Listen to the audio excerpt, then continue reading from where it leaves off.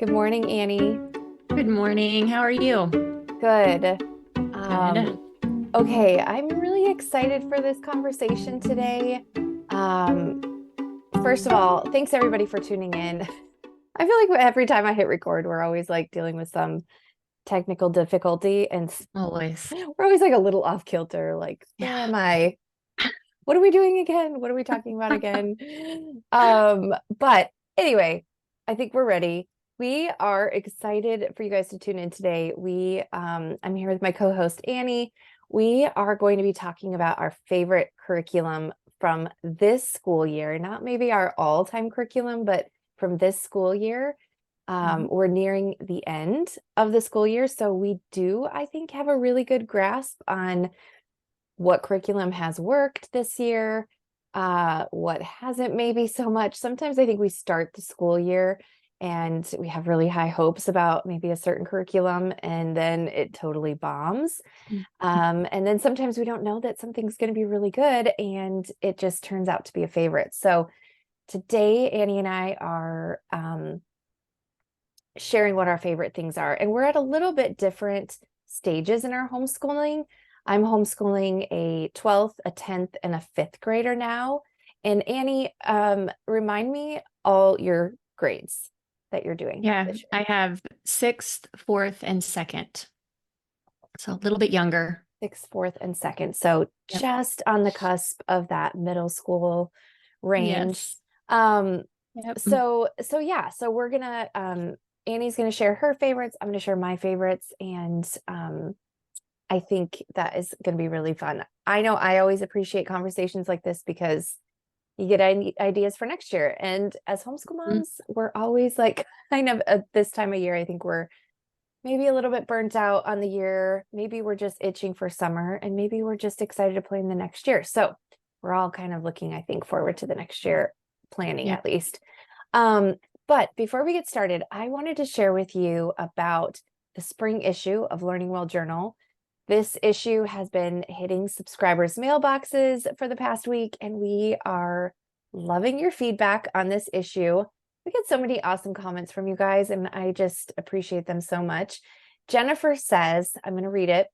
Thank you so much for doing this. I am so excited every time I see my issue in the mailbox. I set aside time and won't even let myself peek. And I find myself, sorry, when then I find myself some time that week and get my family busy with something, make a cup of tea and sink into my favorite chair to slowly read it cover to cover. Bliss. That's so sweet. But Mm. so much beauty between these pages. It is so fortifying and uplifting to read. I look forward to it so much. Thank you for all your hard work, and I appreciate you and everyone helping you at Learning Well Journal. So nice, Jennifer. That's Thank you so so sweet. much. Yeah. Messages like this are so motivating. And so if you did miss the spring issue, you're in luck because we do have some back issues in stock in the shop right now. We'll have the link down below in the description. You're not going to want to miss this issue. It is beautiful. And when these issues are gone, they're gone forever. So podcast listeners can get free shipping right now when they use the code LWJ free ship. That's LWJ free ship, all caps, all one word, for free shipping on Learning Well Journal back issues in the shop. Fun. Okay, now let's get started. Let's get into the episode. Annie, let's maybe share a little bit about our homeschooling approach um and then get into your maybe your three or so favorite curriculum resources from this year. Okay. Sounds good. So we pretty much take a family style learning approach to homeschooling. I really love to do as many subjects as possible together. Same. Um, and not only for the ease, like it makes life so much easier, but I think it makes for a much more enjoyable, um, I guess, just a more enjoyable way to learn, in my opinion, than to have everybody completely compartmentalized in their own Mhm. workbook or whatever. We don't do a ton of workbooks. We really have always done a unit study approach to most of our learning, besides, I would say, our most like our individual subjects are math Yeah. and language arts, wherever they're at in that. But otherwise, all of our subjects are kind of wrapped together. And I like it because, I mean, everybody has like a range, right? Your oldest and your youngest. But I just think that it's so neat to see how the younger ones adapt and start to learn things that maybe you wouldn't have presented at the time Hmm. because of their age, but they do pick it up and learn it. I think that's really cool. I also think it's really neat to see the older ones kind of come alongside the younger ones and help them understand a concept or um yeah, I like the whole style. It's very fluid in a lot of ways. Yeah. We do a lot of reading aloud for a lot of our subjects. And so I don't know, it's just what we've always done. It's always worked and we just really enjoy it. So uh, we typically, so that would mean history, science, and then all the extras in Yeah. between are, you know, all together. So that's kind of how we run our days. And yeah, we've really enjoyed it. But this year I have a few different pieces of curriculum that I have just loved. And one of them I knew I was going to because I did use it last year, but I'm going to talk about it anyway. And the other two have just been kind of surprises to me. So the first one is the Homeschool in the Woods curriculum, which I know you have used many Yeah. times before. I'm pretty sure I heard I about it from love you that like one. probably 7 years ago. I probably heard about it from you. Um, but they are a history Hmm. curriculum company and they do history unit studies and we've used in the last couple of years. So last year I was looking for something. We were in the Middle Ages and we're going through history chronologically. So that's how I decided to go ahead and do it. And I was looking for something to help us, understand the time period. But again, like I have kids that are pretty crafty. They like to do like hands-on projects. And so I had remembered you talking about this company. And so I went to check it out and we really loved it. And so this year, as we moved into the Renaissance and Reformation era, I picked up that unit study from them. And man, it is just the coolest curriculum. Hmm. I love it so much. They have it laid out so well so that if you're really well, what I find about it is that um, if you need like a really tight schedule, like on this day you do this and um, that's available. Like I feel like they lay it out for you so that you totally can be that. But it's also really easy to be a little loosey-goosey with it, like if this project is taking longer, it's Hmm. okay to just kind of continue on and I just found it a really easy curriculum to use, but they kind of lay it out in like I think like they call it 25 stops. Yeah. This one in particular was it's like the passport ones where you're like traveling through time. Is that right? Have Yeah. you done So these? yeah, because the world history from Homeschool in the Woods, they call that passport something. Yeah. And then Yes. they have a different name for the US history. Yep. But I actually wish that more curriculum companies would do this because I think the reason why there is so much flexibility within Homeschool in the Woods is because we're doing one right now too. And Oh, there are cool. 25 stops. Yeah. And within those stops, you could take a week on each stop. You could do, if you really wanted to and not do all the extras, you could probably do 3 or 4 stops in a week. I think that would be a Hmm. lot, but Hmm. you could. So that Yeah. would only take, however many weeks, not very many weeks. And you could get through several of these studies in a year. And I wish more curriculum companies would allow more flex time because Yeah. I'm actually seeing this in a couple of our other subjects this year. And I have in the past too, where it's like, I really want to get to the end of this curriculum because it's so good, Hmm. but it's so packed. Like I'm going to have to pick and choose Yeah. some chapters to take out because we can't hit them all. So I'll have to go through and like take out books that we're not going to read or take out Hmm. chapters that we're just not going to cover because I want to get to other certain chapters in the book. And so I wish Right. other curriculum companies would realize like I think a lot of them are planned around, is it 36 weeks or something like that? Yeah. Yep.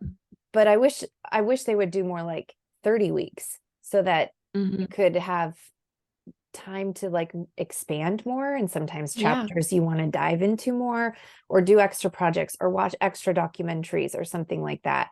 It's really Hmm. hard to do those extra things if it's just such a tight timeline. So I Yeah. actually was just thinking that about Homeschool in the Woods. I love that there's 25 stops and that you can really expand them or shrink them down to as fast or as slow as you want to do it. Yeah. And it just allows so much time and flexibility within the Yeah. study. So huge plus, I think. Yeah, agreed. And some of them you really do want to spend so much more time on. I mean, and the great thing with it is that they like lay out this whole, what do they call it, a feast? Like they lay Yeah. out a whole feast, and you can kind of pick and choose if if there's a particular aspect of the unit study that is just not your cup of tea, like you don't have to do it. They have I wrote them down here, but they have creative writing, art projects, timeline pieces, recipes, lapbook projects. They include these dramatized audio Yeah. tours. But if there's like an aspect of that, if you're like, I'm not into the lap book thing, they have a whole other side of like, if you don't want to do a lap book, my kids love them and they're at those ages where they do love them. But if you don't want to do it, there's like a whole other side that you can do to the curriculum. And right now we don't do that side because it's just too much. Yeah. We kind of have not done those parts of it. They look very cool. And, um, but I also like how you can kind of adapt something for a younger kid. Like you could do the lap book with the younger kid, but they also have like these creative writing projects that my older kid could do. And you're all studying the same thing. And so that's Hmm. why I love unit studies. They're just, I love unit studies too. I know they're great. It's just the So best. it's a really cool curriculum. They say I was looking yesterday on their website, and they do say that they're suggested for grades 3 to 8. My son, who's 7, does them with us, and he loves them. He's learned a ton from them. So he's in second this year. Hmm. And so again, like I know that they suggest those grades, but I think you can really stretch these farther. And especially if you're willing to kind of grab your own resources and you want to still do family style learning, you can incorporate those older kids too and just bring in some other Hmm. stuff. But yeah, they're really great. And I don't know about you, but I feel like I personally always learn things from Hmm. from these. They do such a good job because they Yeah. put together like a reading for Yep. every stop as well. And they're Yep. so thorough. But whoever writes them just does an excellent job at writing history to not make it boring, Yep. for kids. Like it's very engaging. And um, I was thinking about how this year we learned about Henry VIII, which I knew nothing about Henry VIII really before, and I was just kind of floored by who Henry VIII was and just what his reign looked like. Um, Yeah.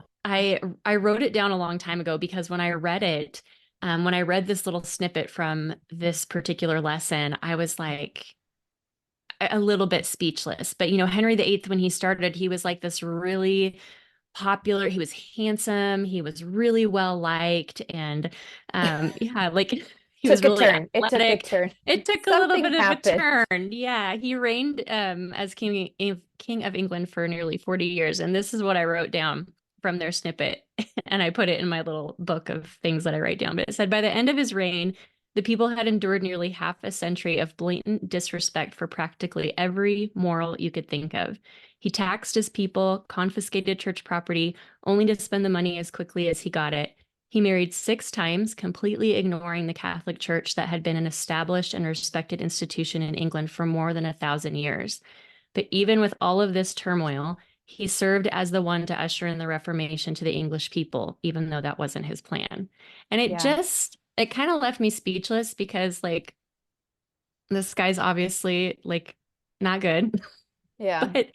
But look at what God used, like how God used him anyway, and it just, I don't know, it made me, some of those things I'm like, oh, we're kind of living through some of that now, like just complete disrespect for every Mhm. moral, you know, and anyway, it just kind of, history always actually gives me a lot of comfort knowing that Well, it's we've, perspective, right? It's yeah, like, like we've been okay, here before. yes, there really is nothing new under the sun. And, there are ups and downs in Mhm. history. And a lot of us feel like, okay, this is a down and it's over, like Jesus Mhm. returned, which I'm all for Jesus returning, but it might not be for a long time. Yeah. Yeah. So, I mean, we don't Yeah. have to think that it's never going to get better on this side of heaven, Right. because it might not, but it might. But So it there's might. always something to hope for.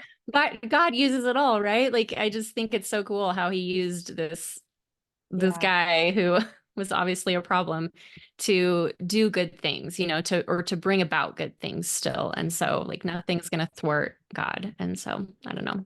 Anyway, it's a great curriculum. We've done a couple now and I plan to continue using them as I just think that they're great. They do a really great job and they're really affordable. Yep. They're not expensive. So anyway, great company. The second one that we did this year that I have actually had on my shelves for, I don't know, probably 3 or 4 years, I suppose, is um the Hauling Geography Unit Study from Beautiful Feet Books. Have you done any Yes. of those? I did it years ago, probably 9 years ago. Um, Okay. Loved it. And I did it because we had just moved to Minnesota. And the first one, or well, it's been so long, one of the four was Min of the Mississippi, which of Okay. course runs right through Minnesota. And the Mississippi actually begins in Minnesota.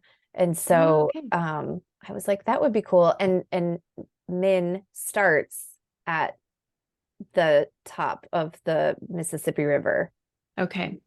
and then just goes How down on fun. his little merry way. So I was like, this would be Yes. great. So yeah, love that Yeah, one too. it's really cool. So these feature the Hauling Sea Hauling books that I feel like every homeschool mom probably owns, or if they don't, they've seen them. But the Seabird, Paddle to the Sea, Men of the Mississippi, and Tree in the Trail, and they take those stories and then they basically add a geography unit in with them. So um, they have on their site, you can purchase the maps and they have these really cool, they're like oversized, kind of old world looking maps that you Great buy and quality too. very great quality. And not, I didn't find them to be overly expensive. I think you pay Right. $20 for the 4 maps or whatever. And they you take your book and the curriculum, it tells you what chapters to read, and then it just points out for you like what from those chapters what you're going to it's like coloring and Yep. labeling and all kinds of things on your maps, learning about these particular areas. And yeah, I just love it. I think that it's been really fun. And again, I don't know exactly. Actually, I do think that said grades 3 through 7, maybe.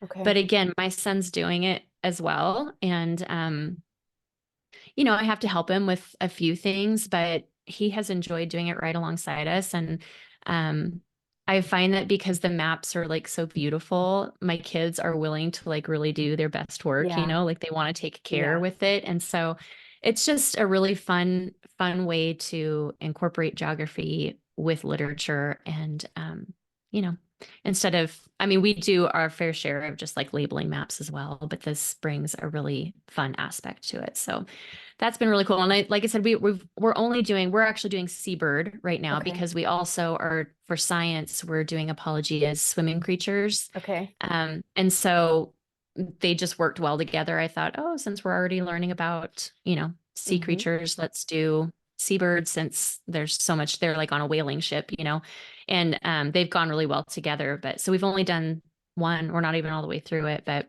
it's been really fun. So So did you get a that was set kind of of a maps surprise. for each of your kids? I did. Okay. Yeah. hmm Okay. That's a good I, idea. yeah, I just felt like with the age ranges and maybe, I mean, everybody's different, right? But I knew that like my oldest is a real perfectionist and she Yeah. takes like great care in, um, and she's also very artistic. And so I knew that like it would probably be more frustrating. I figured she wouldn't learn as much if she had to sit there like stressing about how people were messing up her map. So Yeah. That makes So sense. yeah, we just decided let's just do everybody have their own and um yeah. And even at that, I feel like in the grand scheme of curriculum costs, it wasn't because the curriculum book as well that kind of helps you like guides you through the reading and it gives you like vocabulary and comprehension questions and all kinds of stuff like that. Right. It's just not an expensive curriculum. It's really Hmm. good. So Love yeah, that's that. been great. And then my last one is one I think I talked about it in maybe our morning time um, episode as well. And it is also, well, it's our second or third year using it, but we love it so much is the English from the roots up. So Oh, that is okay. learning Greek and Latin root words, just to get a better understanding of English vocabulary. And we just love it. It's the most simple curriculum. I don't think it's in print anymore. I think you have to buy it used. Although I see copies on eBay, Yeah. Amazon, basically every used curriculum swap. I do see it. Um, but we just kind of learn or memorize 1 to 2 root words a week and then we quiz, we kind of quiz on them with flashcards throughout the week. Sometimes if I need like a couple of the kids to be busy with something while I work with another one, I'll have them take out those and quiz each other on the root words. But it's been fun. I think this year, 'cause I can't remember if we've been using it for it's our second year or third year, but it's this year that I've started to see them recognize the root words in other words Yeah. and words that they don't know. And they're like, well, that has this root word in it. So it must have something to do with, whatever. And that's been really cool to see because that was the whole point of starting it in the first place was I think I'd said on the last one that it someone had come to me and said this was actually really helpful for their kids as they grew older because when they were doing things like testing, whether it was ACT testing or Yeah. something, they were able to answer a question that they didn't know just because they understood the root word of something that the test was asking. And I thought, what a cool skill to have. Like Right. what that's really great information. And so um yeah, I thought let's just start now and we'll just start memorizing those and getting them really like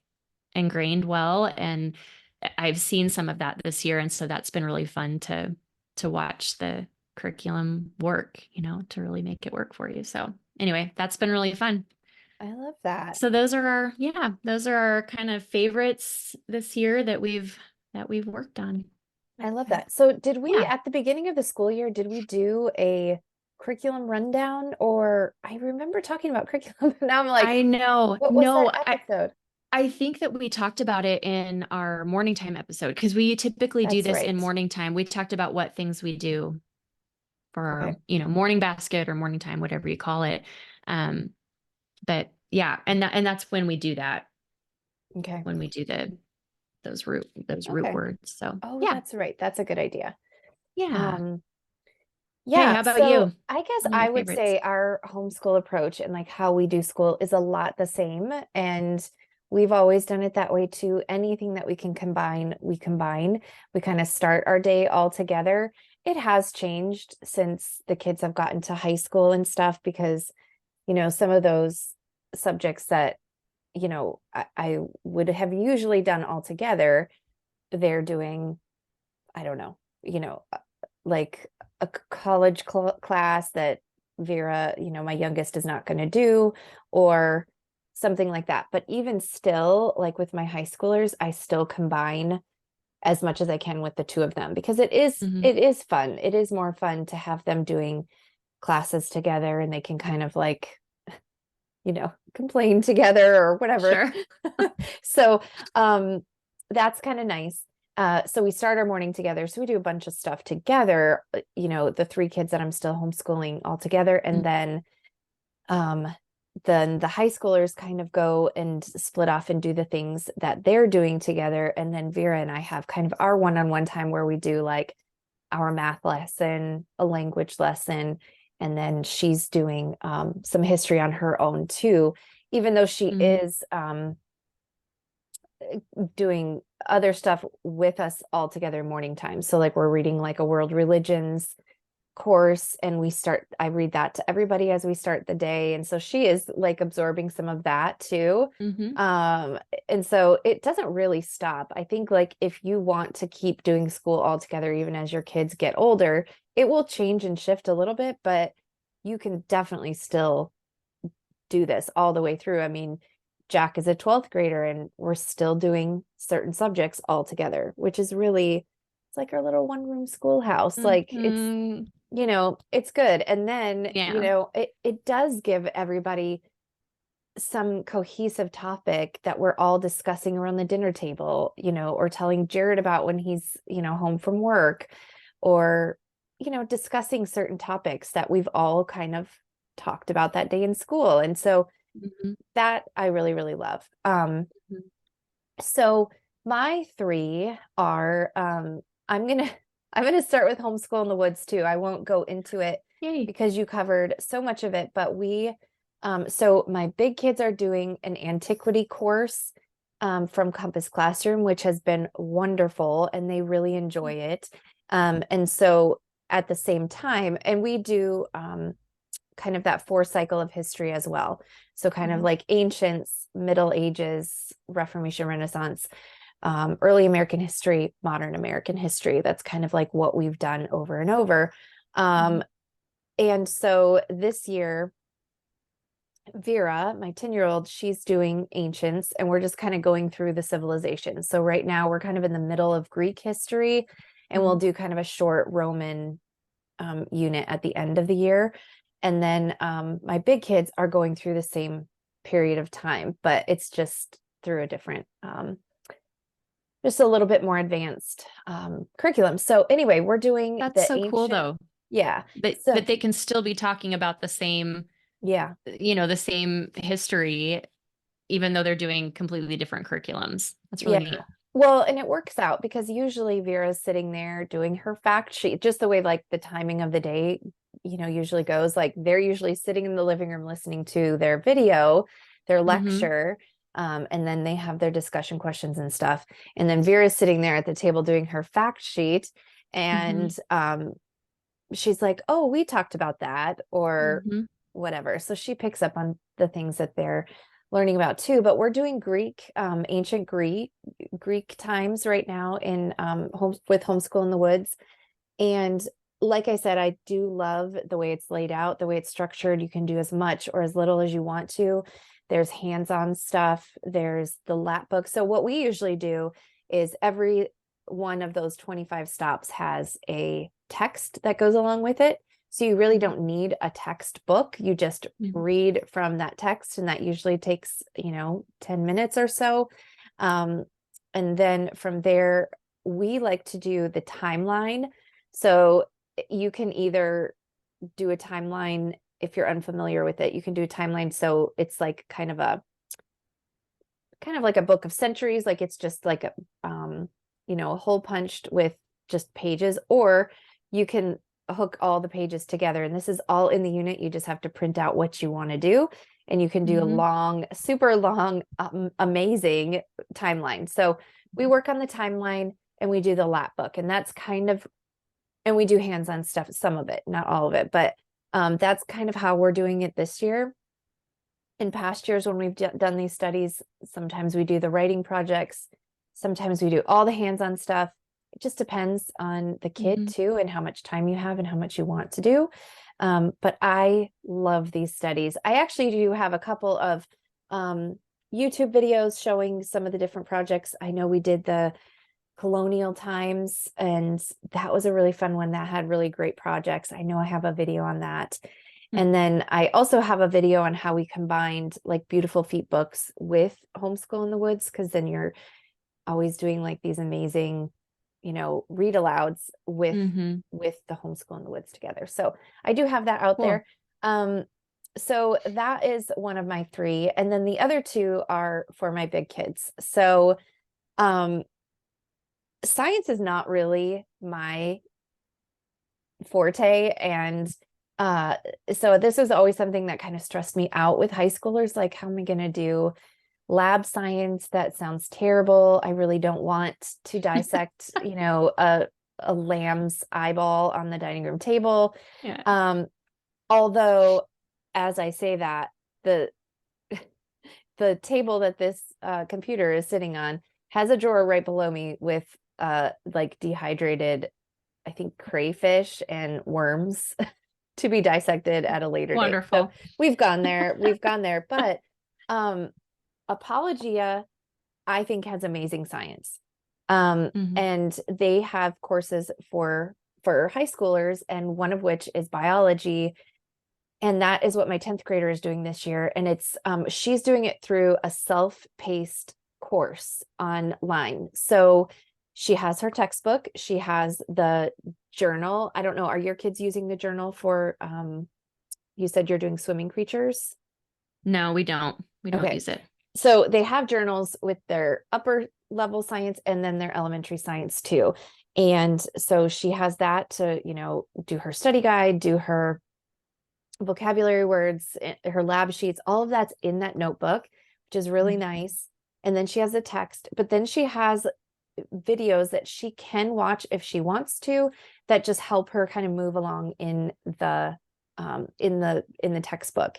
It's like laid out so she knows exactly what she has to do each day, and I didn't have to plan that part, which was great. Mhm. And then it like leads her through the experiments. Right now we have bread and raspberries on the counter waiting to grow mold. It is a little bit more of a lab than sometimes I'm comfortable with, but like Mhm. it's really, really nice because I feel like we're able to do a really solid lab science from home, and we have kind of the online self-paced course aspect to just kind of like double check, like, wait, is that Yeah. how that's supposed to go? Because some of it is kind of tricky. It's a it's a very beefy textbook. There's a lot of information in there. And so that has Mm. been really, really nice. So I feel like she's doing, and she's also kind of thinking about going into some sort of like medical field, the sciences, something like that. So I feel like this is a pretty important Mhm. one for her to get a good grasp on and a good foundation of, Sure. you know, all of that good stuff. So anyway, that has been awesome. I did do a full review on this on the blog. So I'll put that link too if you just want to like kind of look at pictures and read in more detail on that. So Mhm. that's my Very second one cool. that's been working really, really well. And I also feel like the cost, like I don't remember exactly. It was maybe around like $200 or something like that, which compared to a co-op lab science Yeah. is a great deal. Like, So when you pay that cost, are you paying for the course and the book, and then do you have to buy all the lab supplies separate, or is it like everything comes? well, you do, I believe, oh gosh, I'm trying to think back. I think that it includes all of the videos, and you might get a discount on the journal, but it actually does include the PDF version, or I think you would call it the PDF version of the textbook. So you don't actually need the textbook if you don't Mhm. want it. But we already had it because one of my older boys, they did do this course in a co-op setting. And Okay. so we already had the book. So she prefers the book, and then she can just flip through and highlight or whatever. Mhm. So you wouldn't have to buy that. So it does Okay. include that aspect. But you do have to buy a few lab supplies. But I will say a lot of it is just, like I said, raspberries collecting mold on the counter. Sure. Yeah. I did buy I don't think it was very expensive though, a microscope Uh-huh. and some prepared slides to go along with that. Okay. And I did buy the specimens for her to dissect. Mhm. Ugh. But So fun. yeah, super That was a fun. fun package to receive. I know. It was so funny because it was on the front step when I got home one day, and it says on the side like live specimens, or maybe it doesn't say live because they're definitely not alive. They better not be alive, but it was like something about this box includes something Yeah. about specimens, and it was very big, and it had all these like warning like stickers on it. I'm like, oh gosh, the mail Your lady's probably mailman's like, like, uh, she knows we what's in here? homeschool, but she's probably like, oh wow, okay. Um, so anyway, I really, really like that course. Fun. If you're doing science with high schoolers and you're feeling overwhelmed, or you don't have a co-op nearby, this is a great option. I always kind of Mhm. sympathize. I used to, we used to live in a smaller town that just didn't have like a lab science opportunity for well, I had little kids at the time, but like if I had had a high schooler, like I wouldn't know where I would take them to do a lab Mhm. science. Sure. And so like I think like things like this are great if you live in a smaller community that doesn't have that Mhm. available. So, and then my third thing is this is from Compass Classroom, which I highly recommend Compass Classroom for older kids. Their courses are so good. Um, and my kids are doing a couple courses through them this year. But what I have enjoyed doing with my kids this year the most is British and world history, British and world literature. Um, these are, it's a really great array of books that they've had to read, and I've read some of them with them. And it just really, I think, gotten them out of kind of a box and like stretched them because there's been some Mhm. difficult books. And then it's very, very simple, which I love. Like there's not a lot of fluff. I can't do a lot of fluff with my curriculum choices because I feel like we just drop them like, okay, just do this and don't worry about that. You know what I mean? But it's already Mhm. very, very simple and there's not a lot of stuff. So basically, the kids read the book and there's an extra like textbook kind of, which I think would be a great book to just have for fun because it's really interesting. And each author has a chapter in this like textbook type of book. I don't know if I would call it a textbook, but it's like a classic literature kind of overview of like 50 different authors and their works. And so Okay. you read that chapter to kind of give the kids like a context of the book that they're about to read and the author that they're about to read. And Okay. so we start with that and we just do that in a few minutes in the morning, our morning meeting. And then I will then say, okay, this is the book. Today you're reading page whatever through whatever. And then they just read the book. And then when they're Mm. finished with the book, then there's a lecture that kind of goes over the entire book, pulls out the themes, has discussion questions, and it's a classroom setting when they're watching this video. So there's other students in the classroom that are kind of like giving feedback and like talking about their favorite parts or whatever. So it's kind of like Mm. sitting in a classroom. And then he then assigns them a paper. He'll pull something out of the book that he wants them to write about. And so Mhm. then I will give them like the weekend to write the paper. And then at dinner the next day, they will read their papers and pull out whatever theme they were supposed to about the book. And it's been really, really interesting to watch them kind of like stretch their brains and read these really Mhm. difficult books and then Mhm. actually pull really interesting things out of the story that I Mhm. would have not thought of, to write about. Sure. So that has been really good. And And it seems like are you how long do you take? Like is that how long would you give them to read the book? I feel like you're moving through them fast because I can see it like when I talk to Sophia about them, I'm always like, you're on a different book already. Like, how are yeah, you moving through these so fast? But you are kind of well, like, do you take like a week or 2 weeks to go through it or yeah, well, it depends because some of them are a lot shorter. So they just finished hmm Hamlet. And so okay. that was, that's not a very long book. Sure. Okay. I mean, I think you could probably sit and read it in like 4 hours.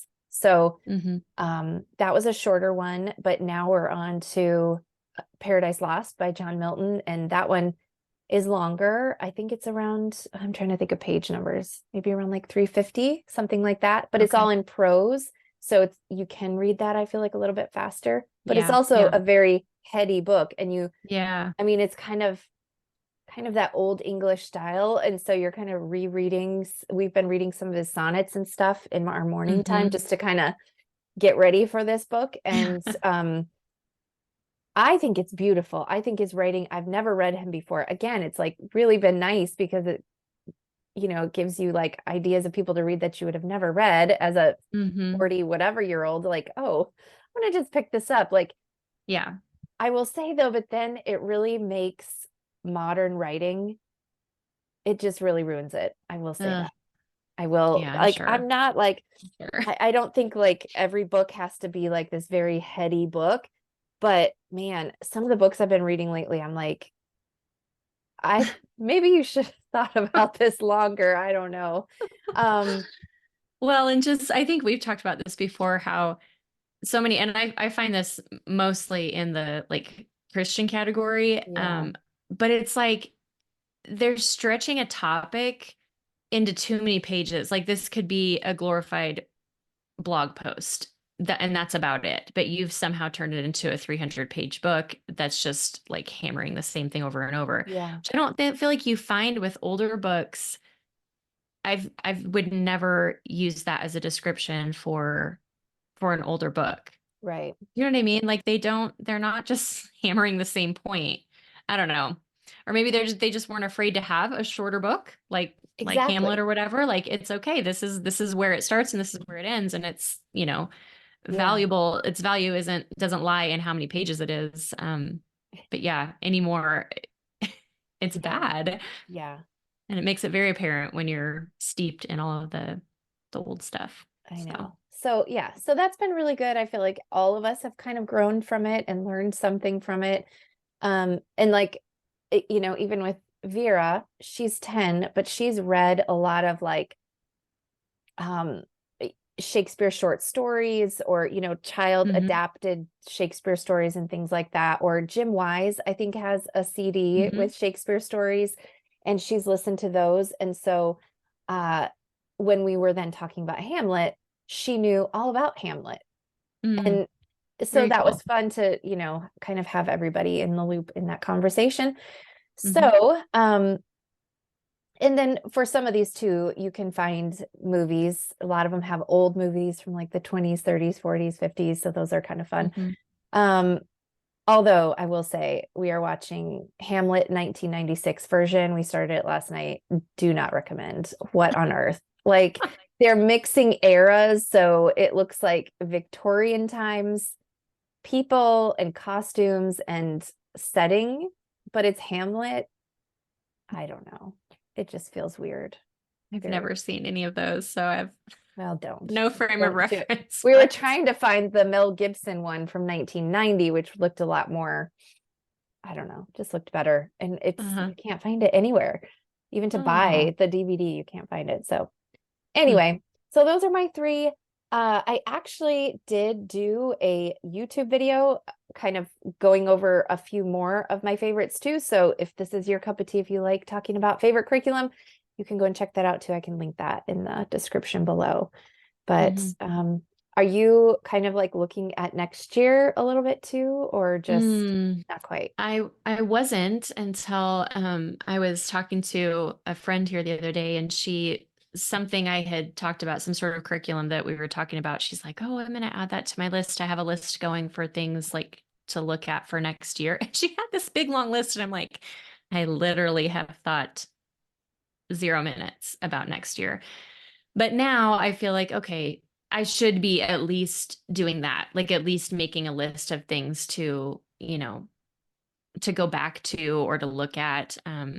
I think the thing is, because every year I'm like, are we doing this earlier? Is this what we're doing now? Because I feel like I've already started seeing people putting out like this stuff, like what we're doing right now, like these favorite Right, curriculums and stuff. And I get it. I do get it. I hate jumping forward so quickly. I mean, we've still got a couple months left, school. And so I hate doing that. But at the same time, I think that we do it at this time because we're all kind of like plodding through trying yeah. to like make it to the end, and Yeah, like looking at new stuff for next year, it gives you that like hope of like, oh, a refresh, like a refreshing or a new start or whatever, like what can we do? And so it is like I enjoy it as well.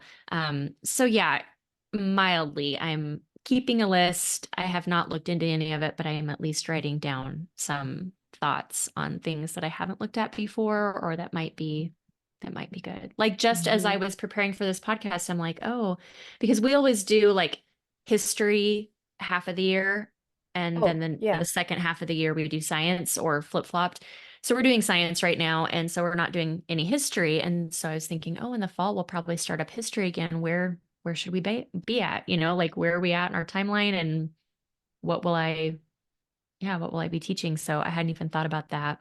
So no, You know, which makes me feel behind, but I don't think I'm behind. I don't know. I actually think that's so important. And I actually think it's a bigger conversation. I won't get into all of it, but I do think that I always dog on social media every episode. So this is not going to be any different. I think that social media does create kind of this like what's the word when you kind of it's not quite panic, but when you're like you feel like kind of inadequate, Yeah, like I'm not like a sense of doing, urgency yes, to. like a sense of urgency that doesn't necessarily like belong.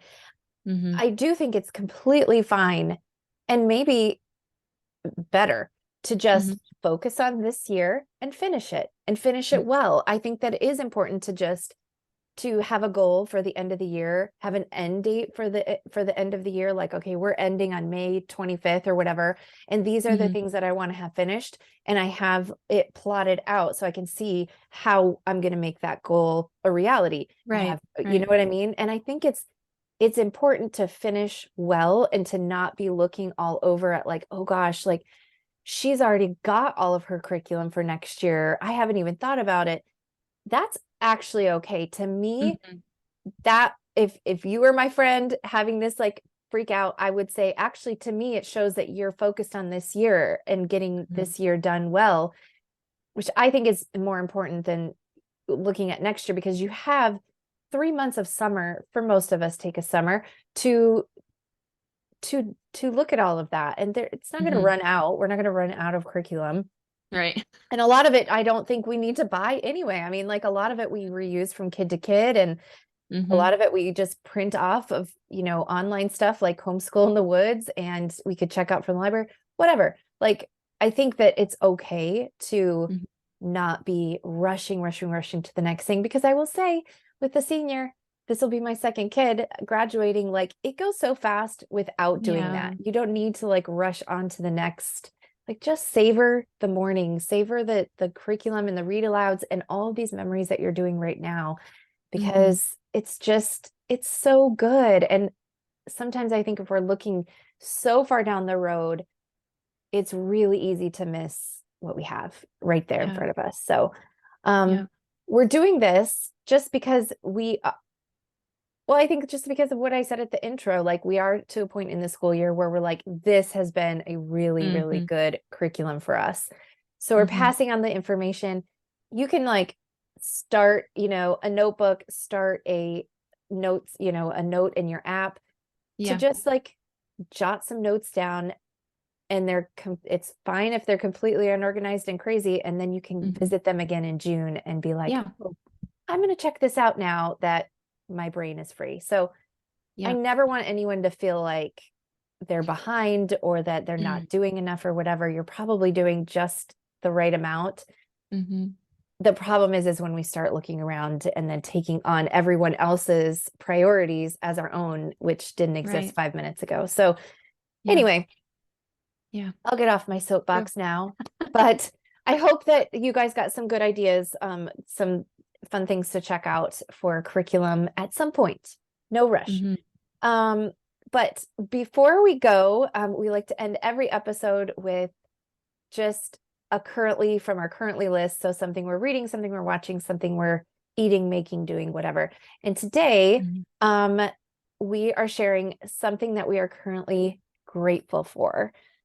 Annie, do you want to Hmm. start? Sure. Yeah.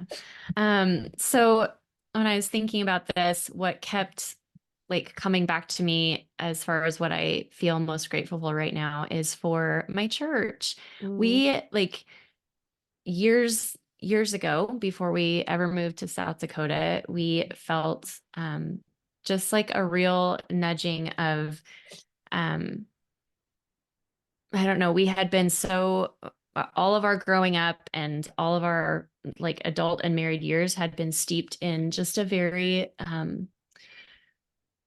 evangelical kind of watered down message and service. And several years before we moved, we both had started feeling just this nudging from the Holy Spirit that was like, it's time to make a change, time to mhm, this isn't sitting well anymore, and for good reason. And so it was a long process for us because we had been in the same church community that my husband grew up in.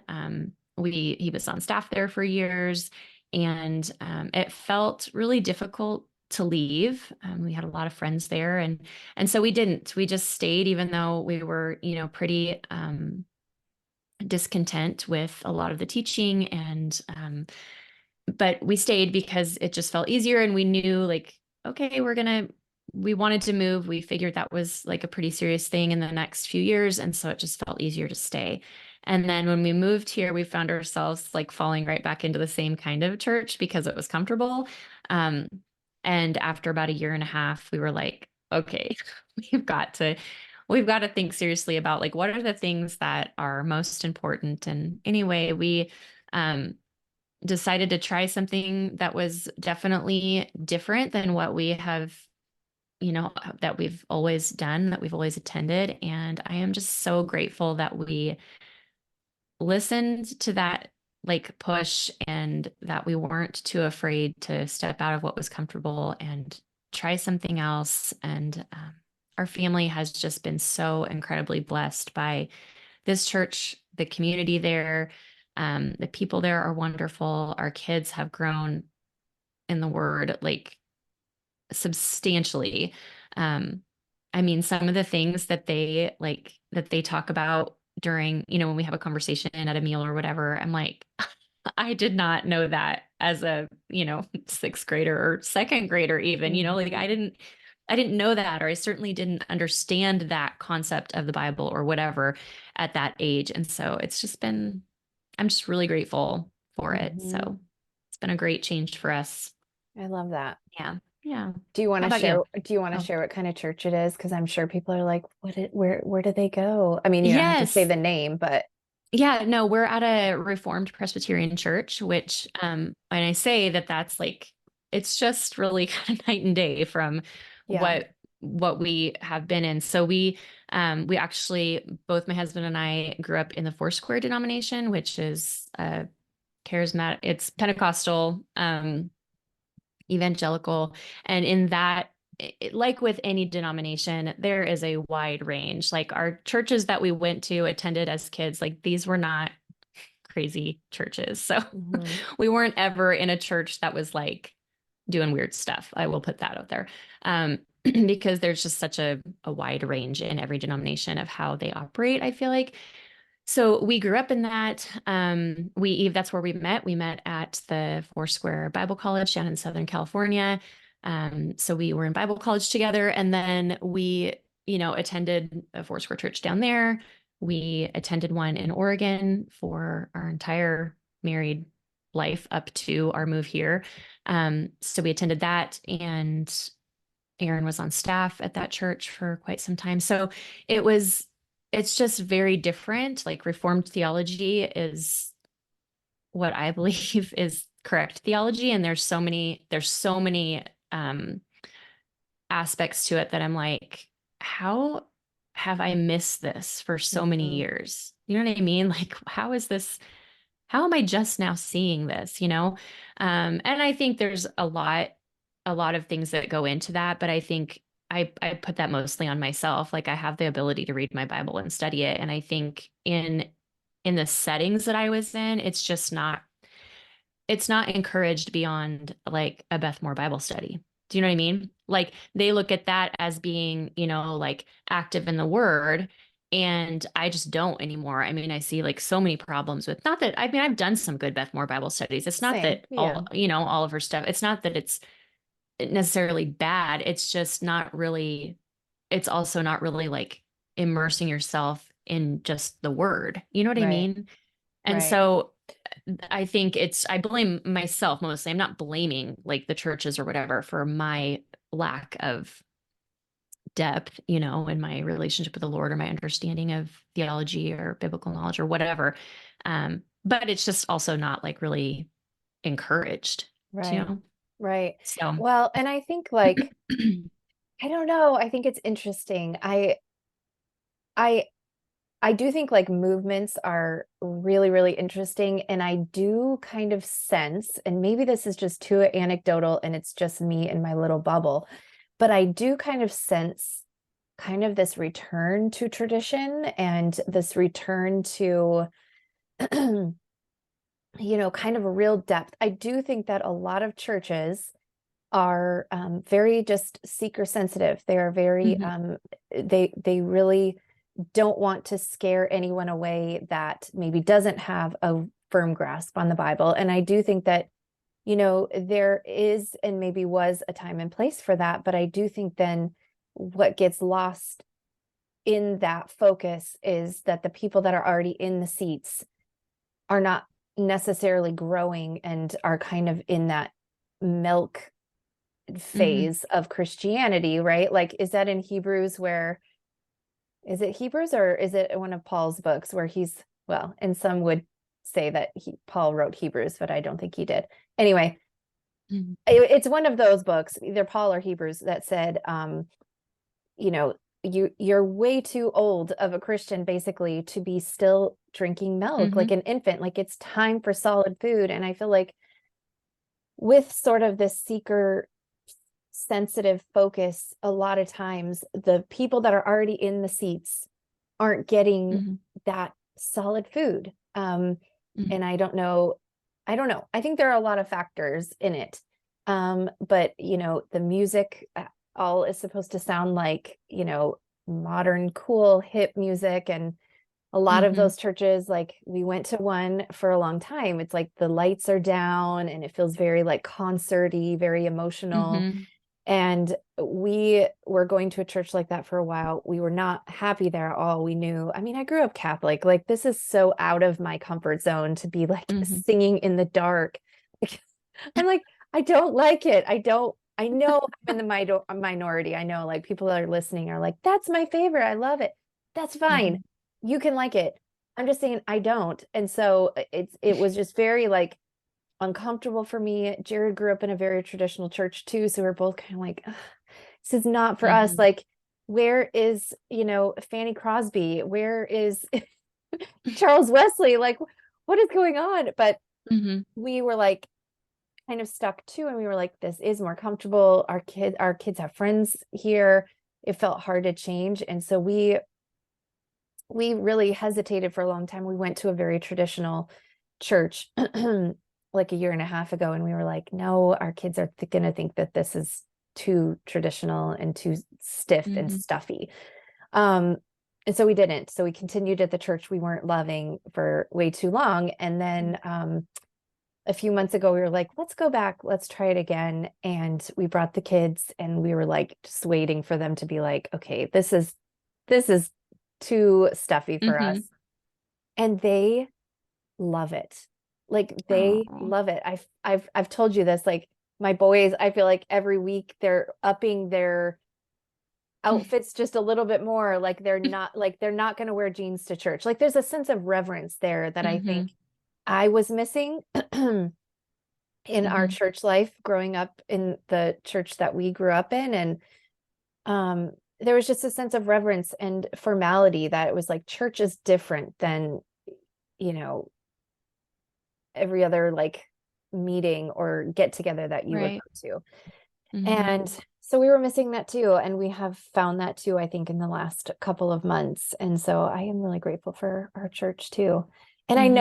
I know that even though I do kind of sense like kind of a movement towards tradition, I do think it still is the minority. I mean, I do think most people Mhm. prefer like a dark praise and worship room over, just a simple piano or a simple Mhm. organ and the hymns.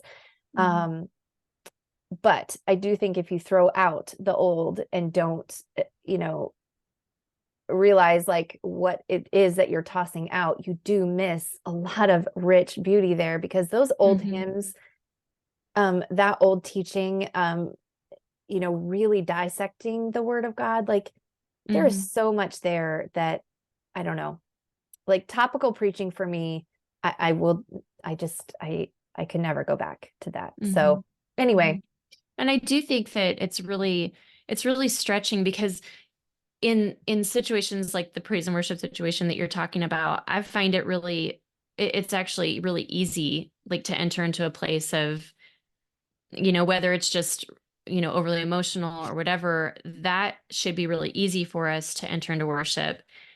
Where it might not be as easy, but I've found myself stretched to really have to focus sometimes and like really, block out the rest of the week or whatever, and understand like I'm here, on Sundays or whatever. I'm here to like my purpose being here is to worship the Lord.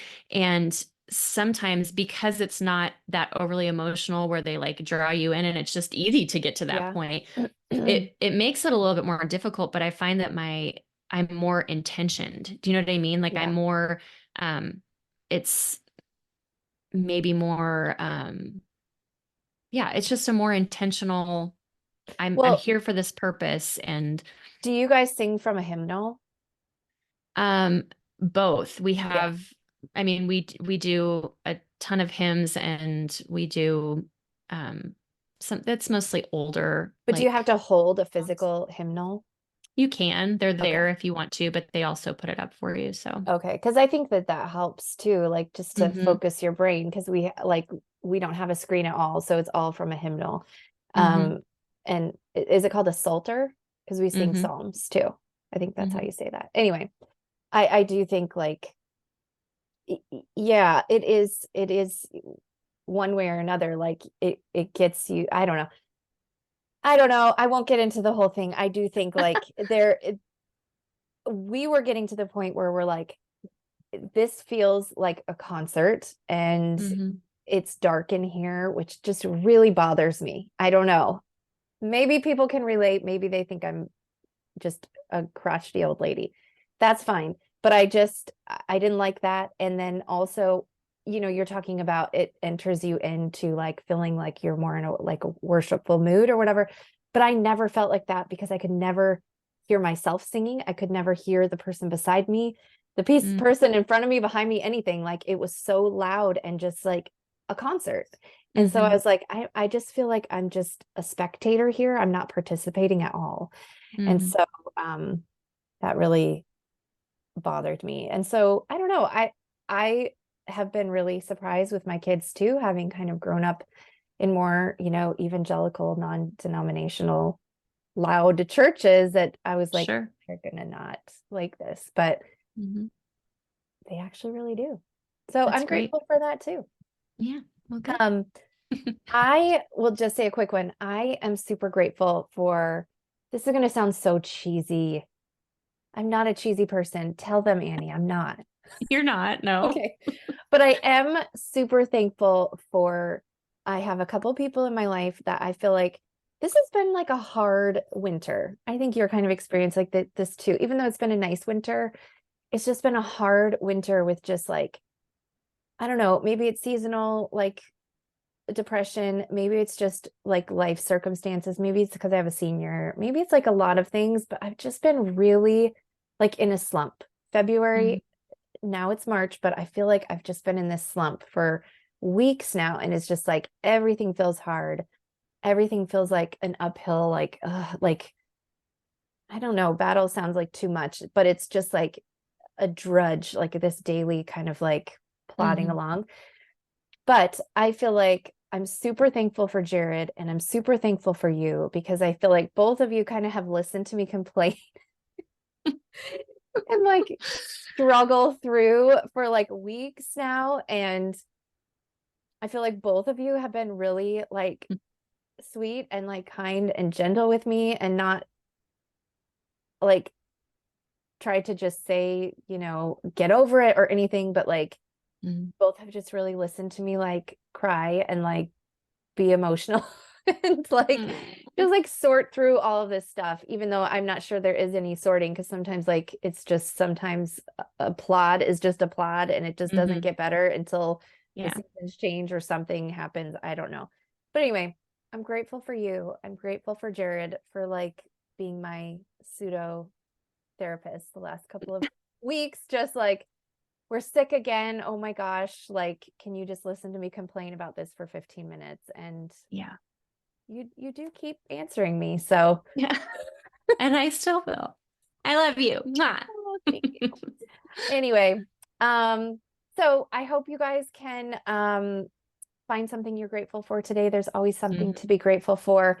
And I know, like, I have talked to other people out there that have just been kind of like sick a lot this season. It's been kind of a really, really tough season for being sick for a lot of people. And that I do think like kind of messes with your head, and it just kind of makes everything feel hard. So like we always say, if you're having a hard time, you don't need to do the next 20 things. You just have to do the next right thing. So thanks for listening. We will see you guys in 2 weeks, and have an awesome day. We'll see you guys later.